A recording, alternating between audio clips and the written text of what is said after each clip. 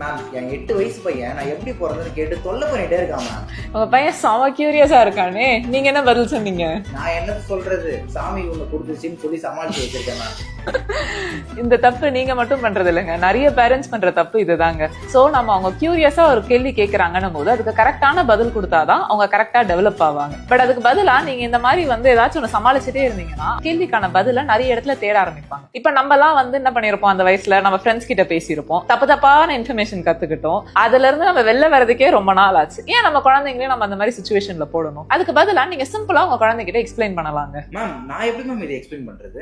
ரொம்ப சிம்பிள்ங்க. உங்க குழந்தைகிட்ட சொல்லுங்க, அப்பா கிட்ட இருந்து ஒரு சீட் வந்தது, அம்மா கிட்ட இருந்து ஒரு எக் வந்தது, இது ரெண்டும் சேர்ந்து தான் நீங்க ஃபார்ம் ஆனீங்க. அம்மா வயித்துல யூட்ரஸ்னு ஒரு ஸ்பெஷல் ரூம் இருக்குப்பா, அதுல அழகா ஒரு பெட் மாதிரி ஒரு லைனிங் இருக்கும், அதுலதான் நீங்க நல்லா படுத்துட்டு இருந்தீங்க. சோ 9 மாசம் கழிச்சு நீங்க ஃபுல்லா டெவலப் ஆனதுக்கு அப்புறம் ஹாஸ்பிட்டல் போனோம், டாக்டர் உங்களை அம்மா வயித்துல இருந்து வெளியில எடுத்தாங்க. சோ இன்னமும் எனக்கு அது அப்படியே ஞாபகம் இருக்கு. சோ இந்த மாதிரி நீங்க உங்க குழந்தைகிட்ட சிம்பிளா எக்ஸ்பிளைன் பண்ணுங்க, அவங்க இதை பத்தி ரொம்ப ராங்கான இடத்துல எல்லாம் போய் தேட மாட்டாங்க.